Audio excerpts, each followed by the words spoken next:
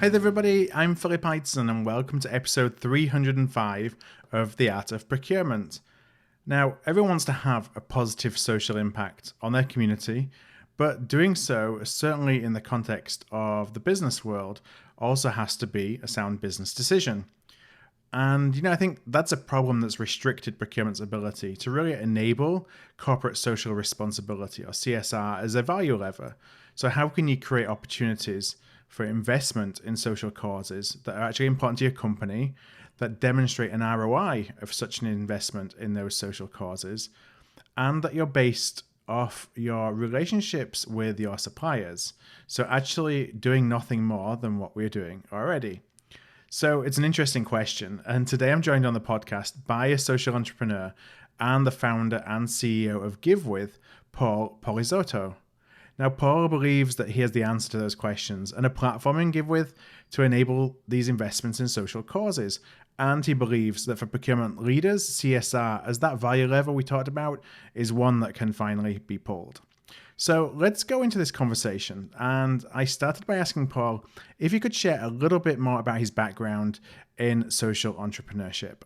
Well, my background in social entrepreneurship started 31 years ago. And the interesting thing was they didn't even call it social entrepreneurship. Mm-hmm. And I don't know when that phrase was coined. I think back then all we wanted to do was start businesses that solved problems that we thought needed to be solved. My first project, my first business, my first enterprise was really quite personal, really as they all have been. Mm-hmm. But my journey as a social entrepreneur started quite personally. I grew up in Southern California. I grew up in a small beach community in Los Angeles called Manhattan Beach. Yeah. And I know it well. I grew up as a surfer. It's a beautiful area of the world as well. It certainly is. And so I grew up as a competitive surfer. I stayed amateur, but I was a competitive surfer, and I was involved in this very healthy sport.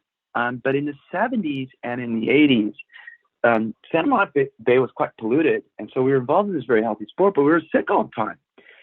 And I was really curious, about what activities were happening in Southern California and Los Angeles that was contributing to the stormwater and urban runoff that was making us sick. And so I saw that contractors were cleaning industrial sites and manufacturing facilities, parking lots, even bioinfectious waste areas at hospitals, and they were washing all the pollutants into the storm drain system, which is ultimately goes to the bay because they're separate systems. Sewer and storm are separate in Los Angeles. And I was like, wait a minute. All that pollution is going into that storm drain directly into the bay. It's making us sick. And besides, that's against the law. That's illegal. That's a non-stormwater discharge. It's a violation of the Federal Clean Water Act. And I thought, well, if I could come up with a compliant way to do those types of activities and remove those pollutants and dispose of them compliantly, I could legitimize and legalize an industry. And so I pioneered something called urban watershed cleaning and a process called zero discharge. I won an award from the United States Environmental Protection Agency for the creation of the methods. And my first company set new standards. It was sort of like get legal or get out. And so all the big high-rise buildings and hospitals and all the big facilities in Los Angeles used my services to do the work compliantly.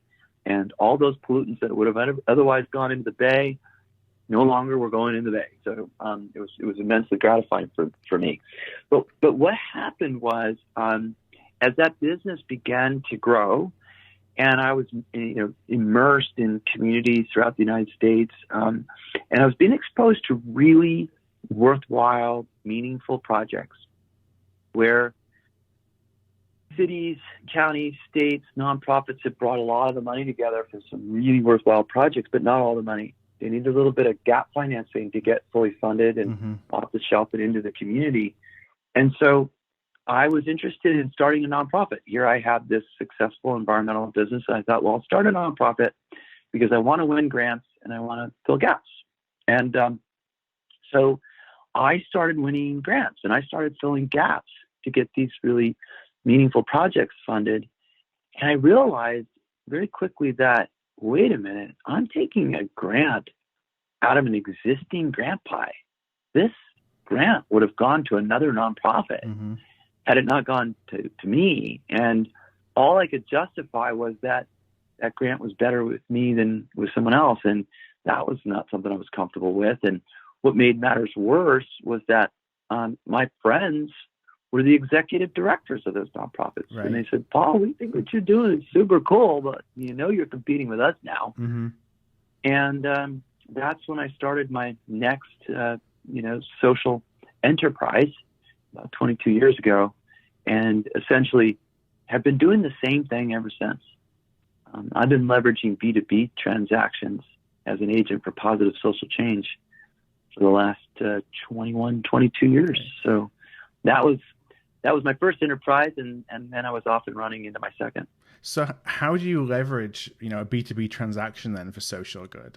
I'd love to kind of understand a little bit more about the mechanics of how that's even possible. Yeah. So B2B transactions,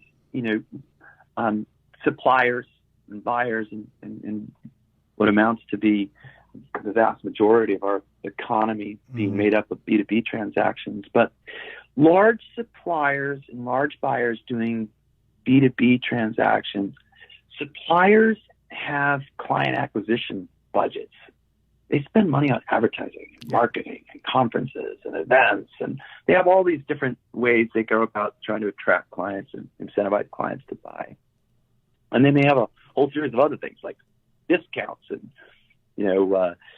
free shipping and extended warranties and a whole series of things that they use to incentivize buyers to buy their product. And my thinking was, well, what if we used social impacts being offered by the supplier as a differentiator, as a sales incentive? Could a social impact provide a better return on investment than perhaps conferences or events or some forms of advertising and marketing? And my thinking around that was because there's shared value, and that the social impacts accomplish a bunch of other business objectives that normal sales incentives don't. So let me give you an example of sort of where it all began. My beginnings of leveraging B2B transactions started in the advertising industry about 21, 22 years ago, because it was becoming highly competitive and commoditized. And I thought, well, I think social impacts being offered by one advertising seller can help that advertising seller attract more new business, retain business, and provide more value to their customers.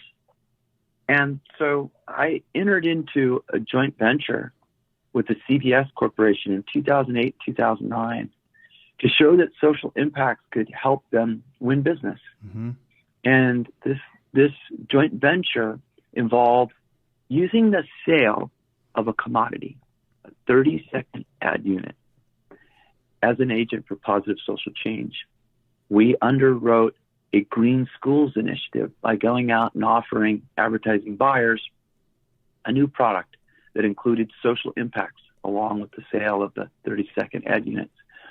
And it had us underwriting a green schools initiative that meant we were installing solar panels on schools, energy efficiency retrofits, planting organic gardens, teaching kids how to grow their own food and cook their own food. And we were attaching STEM education to the solar installations, and students were doing science projects around so they could see why do solar panels create more energy in May instead of December. And we were using the sale of a commodity, a B2B transaction, to fund solar panels on libraries, parks, and city halls.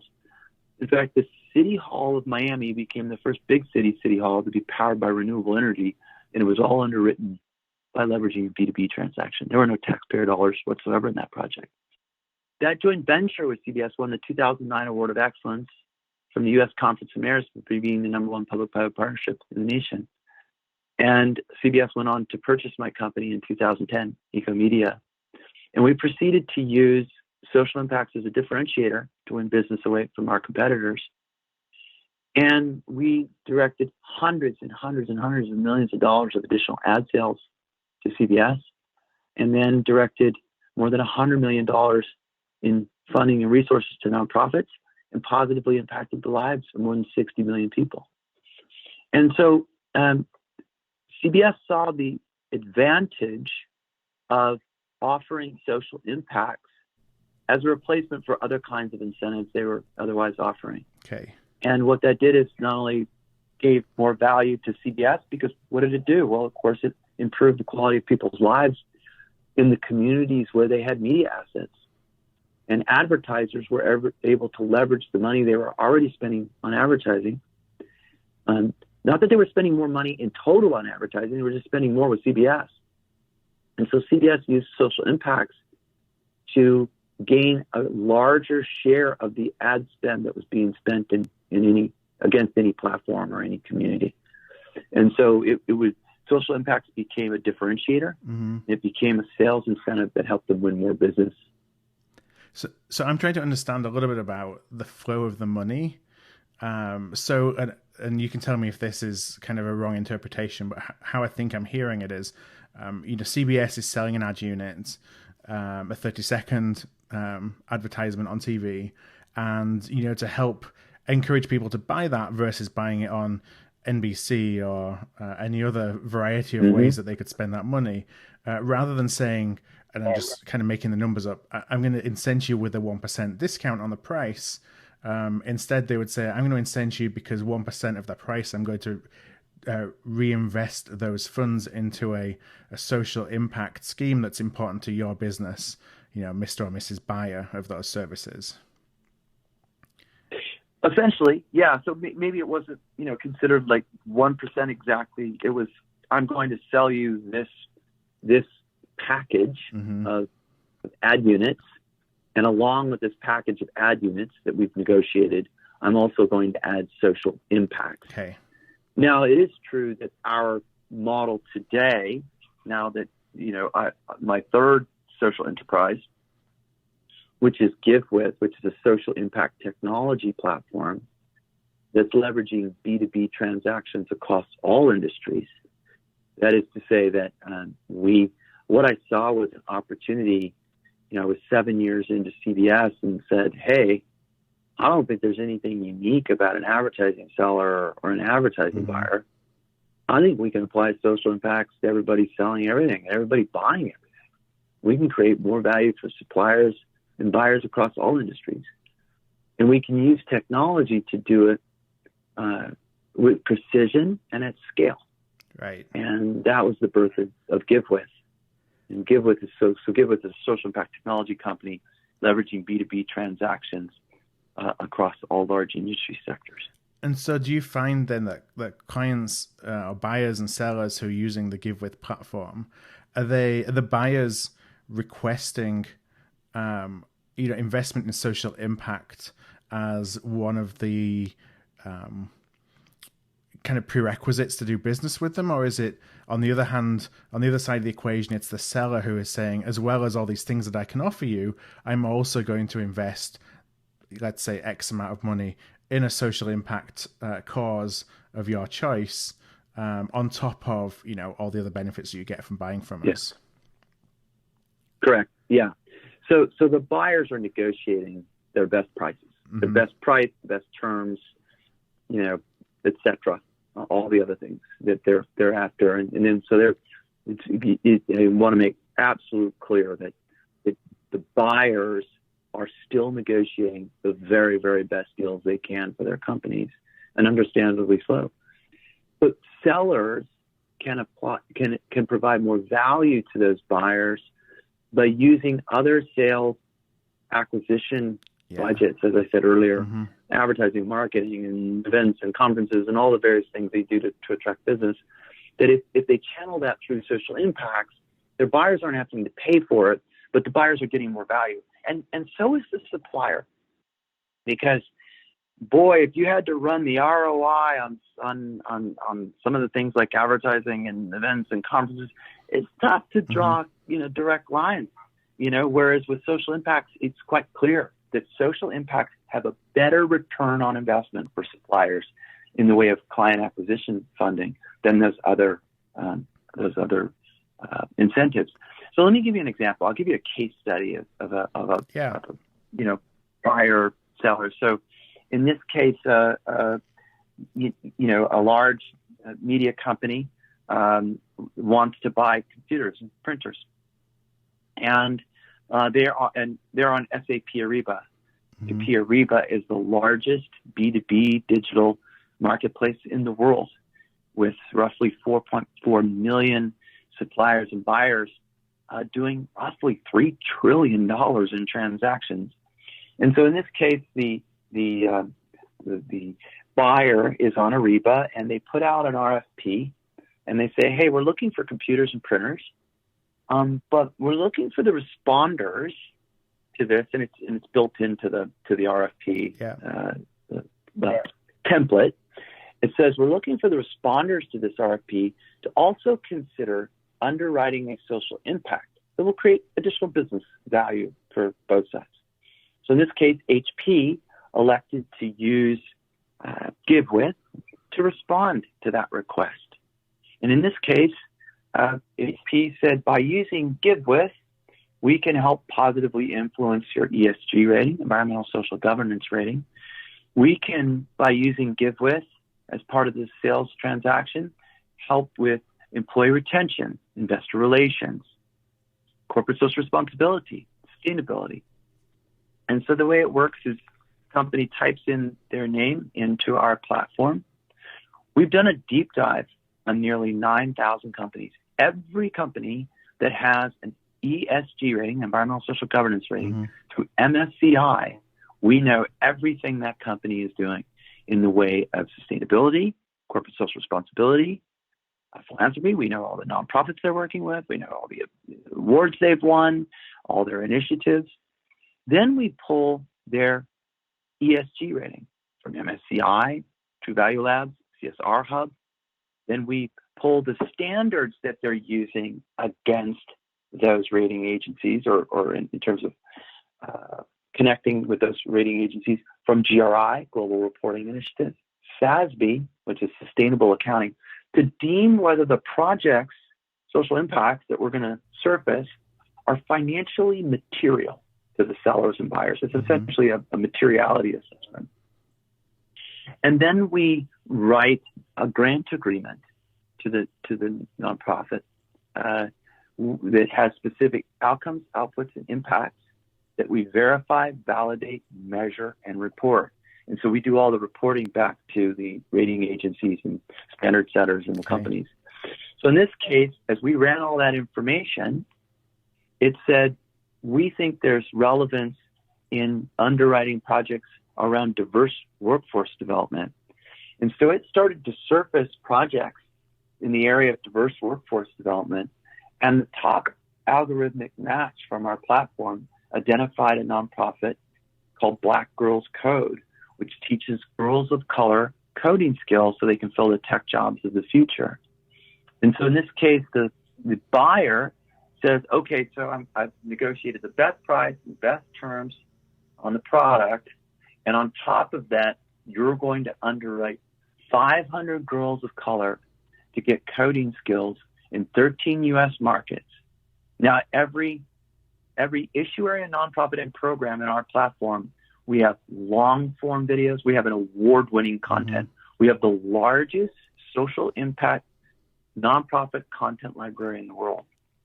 And so we have long-form videos that are like 3 minutes. We have 60 seconds, 30 seconds, 15-second videos, vast library of photography.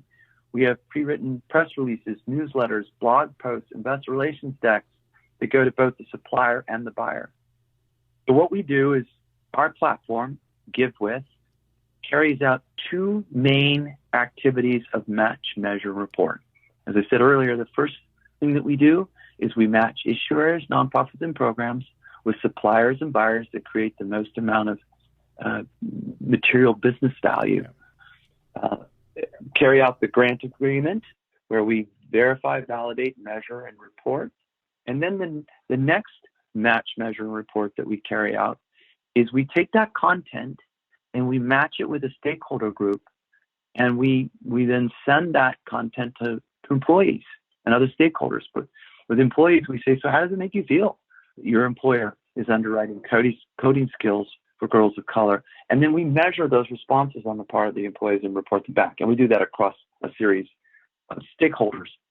And so we have a very precise way of identifying the types of social impacts that create the most amount of business value for both the supplier and the buyer. So it's fascinating to me to kind of hear the process and the opportunity. And, when I put my procurement hat on, there's a couple of things I think of in terms of objections that I'm sure you hear all the time. So I'd love to hear kind of your perspective on these. And firstly, it's really from a procurement perspective. A procurement person may look at this and say, well, this is an incentive that is being redirected to a social impact, which is obviously, a good thing from a social impact perspective. But that might mean that I can save 1% less on this deal because, that incentive that may otherwise have been given me to lower my prices is now going somewhere else. And then kind of the second layer of that is for the stakeholder themselves, the CIO who is buying the laptops, they may look at it the same and say, I'm paying money out of my budget for these schemes. And I'm not saying that's a bad thing. I'm just saying that there obviously has to be a clear ROI. Yeah, but that's like saying advertising's a scheme, marketing's a scheme, conferences and events are a scheme. That's like a buyer saying, give me part of your ad budget. Stop spending money on advertising and just reduce your price. You're like, yeah, I'm running a company here and I got to introduce my products and services to a broad world of buyers. So as much as I'd like to stop advertising and stop going to conferences and events and stop doing marketing and just radically slash my prices, that's part of how I tell the world about my business. So it needs to be understood that it's not as if this money could otherwise, or I guess it could, if you wanted to slash your advertising budgets and marketing budgets and events and conferences budgets, and just turn it over to your suppliers or your buyers. I suppose you could, but it would be tough to run a successful enterprise if that was your approach. So am I being clear there? Yeah, I guess for sure, companies will continue to spend those budgets. So that's the only, when I think about a procurement person who's listening, they may think that I could negotiate an extra percentage point off the price because I'm incented by cost savings if that money isn't redirected somewhere else. And I'd say I'm not saying that where it's redirected is a bad thing. Or marketing, or well, I suppose, I guess you could say, those other expenses that suppliers have in trying to acquire clients, like advertising, marketing, and the like. Yeah, I think the way I would say it is that a procurement executive really needs to negotiate their best price. Mm-hmm. And once they've negotiated their best price, they say, hey, there's just one other thing I'd like you to do. I'd like you to underwrite a social impact on my behalf. Yeah. And the reason why social impacts get a yes from the supplier is because it also benefits the supplier. Right. All other incentives are win-lose. Mm-hmm. So I might be a supplier that says, my margin is stuck. I can't give you any more price reduction, but I can give you Givewith, because when I give you Givewith, I actually get something back. Yeah. So I'm going to give you exponentially more business value from this transaction only because I'm getting something too. And that's why social impacts, because they're shared value. Right. All the other sales incentives are win-lose. Yeah. And so measuring the value of that impact, you mentioned before about ESG ratings as an example. Is that the primary way that an organization measures its investment in social impact opportunities, or diversity, or corporate social responsibility, all those things? Are there a number of different measures that they would use? Because I'm thinking, how do you tie and how do we help procurement professionals and those that they're convincing about the value of doing something like this? How do we tie this to corporate objectives? Yeah. Well, I think, first of all, it's quite early in the world of ESG, although it's becoming increasingly important now. Like every week, every month, it's amazing how the the focus on ESG has grown in the last couple of years. I wouldn't say that's the only way. I think corporations have had long-standing commitments to issue areas and to nonprofits, and they're quite proud of them. Yeah. What they have not done is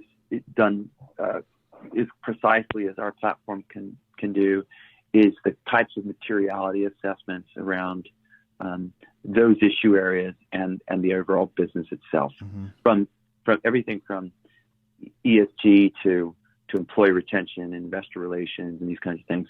The other thing that our data pulls is custom Nielsen data and other employee data that tells us, what do your employees care about? Yeah. And how do we underwrite social impacts that align with them, so that you as a corporation, I think there's an experience gap between employer and employee. And I think there's a really important way for social impacts, tangible, measurable, authentic kinds of impacts, to close that experience gap between employer and employee. And so I think the more knowledge you have of the social impact interests of your employees, the more that you can underwrite initiatives that move the needle. I've been really fixated on the math. I've been involved in the world of social enterprise, social entrepreneurship, as I said earlier, 31 years. But we have a business relationship, a business arrangement, not just a consulting engagement, but rather a business relationship with the Boston Consulting Group. And we've been working with them for nearly 2 years. And one of the things that I asked them to do early on was to be quite precise about the math. I said, when the math is undeniable, our success is inevitable. And so we have to be quite precise. And so one of the things I asked them to do is I said, I want you to treat a corporation like it's a physical building.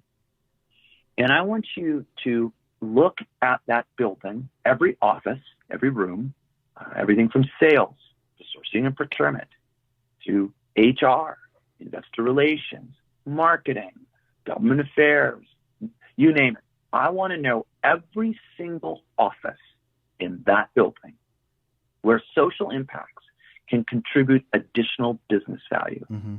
Then I want to understand every KPI in every room. And then I want to understand how Givewith social impact deliverables can move the needle on those KPIs. Not my KPIs, their KPIs.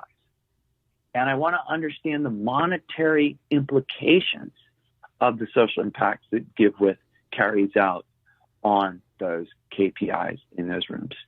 And that way we can then begin to understand how social impacts as part of the transaction are returning very precisely and very specifically business value to each one of those divisions of the company or rooms in the building.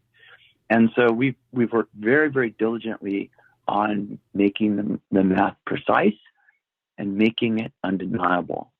And so BCG has done everything from that type of initiative to very sophisticated conjoint analysis. And I was quite shocked because I think your question's fair about how procurement executives look at these types of incentives and wonder if there's not a way to, further discount things.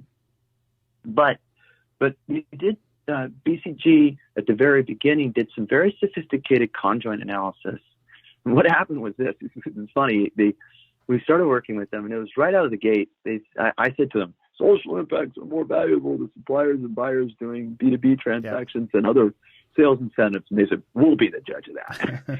And so they went out to more than 500 procurement executives across industries and did very sophisticated conjoint analysis where they bundled in different types of incentives into different deals. This one has free shipping, or this one has a volume discount, or this one has social impacts carried out through Givewith. They came back and they said, not only are social impacts more valuable to these sourcing and procurement executives, but they're seeing $1 through Givewith as being 13 times more valuable than other types of incentives. And so Boston Consulting Group came back and said, here, I know something big here. And And that's what began what has been a 2-year journey with Boston Consulting Group, and ultimately has put us in business together on some projects. Yeah. So very exciting and very validating, enormously validating. Yeah, and I think that's what has been missing for procurement for a long time. I think there's no argument among procurement executives, sourcing professionals that this is the right thing to do for an organization. But obviously there's the connect between being the right thing to do and it being the best business decision, and one that they can justify and validate, so as not to basically open themselves up to, are they doing the best thing for the organization? It's also interesting, when you think about procurement, we're on a bit of a, we've always had a struggle as a profession because our primary performance metric is cost savings, and a lot of organizations are trying to bring in more of a balanced scorecard to say, actually, we should look a lot more broadly about the impact that dealing with our suppliers, working with our suppliers, has in a variety of different ways, of which cost optimization is just one of them. And for some companies, cost optimization may be the most important, but for a lot of other companies, it isn't the most important. It's just one of many different things. So having data to say, hey, because the decisions that we're making, we're creating impact in other ways, I think is really important for procurement to help really expand the value proposition. And something we've struggled with. I think cost optimization is absolutely crucial in all situations. But the question is, can you secure the best price, which I encourage buyers to do, and it's really important, and carry out social impacts that drive additional business value for your company. And this is where I think procurement executives are in a unique position today to elevate their position in the company, and have a cross-divisional impact on the company that perhaps they haven't had a chance to do before. That is to say that through sourcing and procurement and leveraging the purchasing power of the company, we can boost ESG ratings. We can boost employee retention.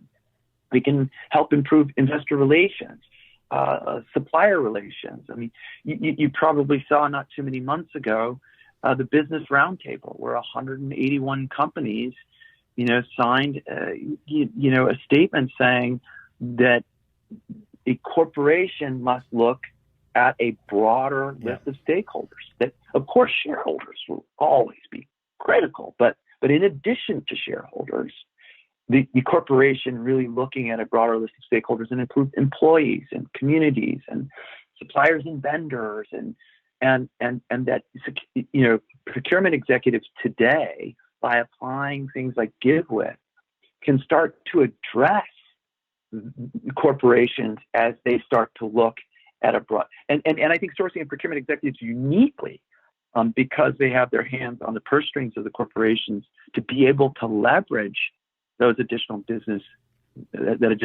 value for their company. So I think this is an exciting time for sourcing and procurement executives to play a much broader and more valuable role within a corporation. Yeah, the thing that also comes to my mind when we talked cost optimization and best price before is, for me, when we look at the products and services that we buy as an organization, as procurement, our outlook should be on the total commercial value of that product or service that's been bought, rather than the price alone. And what I mean is all the different impacts that has, in what we sell, in the customer experience, and how it impacts how we work as an organization, and ultimately the impact it has on all of our different stakeholders. And the more that you can measure that, the more you can actually make a case for investing more money in a particular product or a service, because it has additional benefits that aren't just captured when you're doing an apples to apples cost comparison. And that's really interesting to me as well. Yeah, couldn't agree with you more. And it is up to us and our platform to be very clear, very specific, and very measurable in that analysis, so that there's no ambiguity. Well, Paul, I want to thank you for your time today. I know it's about time to wrap up, so I just had a last question, and that's that if listeners are hearing this conversation, they're really intrigued as to what the opportunity may be, what would be the best way for them to find out a little bit more? What next step would you encourage them to take? Well, we would love to hear from them, and they can reach us at givewith.com. And if they reach out to us, they can get on our website and make contact with us. Mm-hmm. And we would love to share with them how sourcing and procurement can be harnessed as an agent for positive social change, and that will help us take on the most pressing issues of our time, while at the same time respecting and understanding a sourcing and procurement executive's need to drive lower prices and generate greater value for their company. So we look forward to hearing from interested folks, and we look forward to unleashing the power of procurement in a very positive way. Well, on that note, I'm going to I'm going to link to the Givewith website on our show notes page for today's episode. So listeners can go to artofprocurement.com/podcast. That's artofprocurement.com/podcast. And there's a list of all of our podcasts. You'll find the one here with Paul and talking about social impact and social entrepreneurship just on that podcast page. So go to the page itself for today's episode. You'll find the link. So I want to thank you one last time for joining me today, Paul.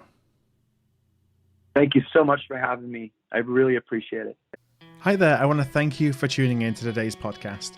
You can check out all of our back catalogue at artofprocurement.com/podcast, where you can also subscribe to our newsletter to make sure that you never miss an episode. And if you found value in today's show, I'd love if you would tell a peer, or perhaps go and rate and review by going to artofprocurement.com/review.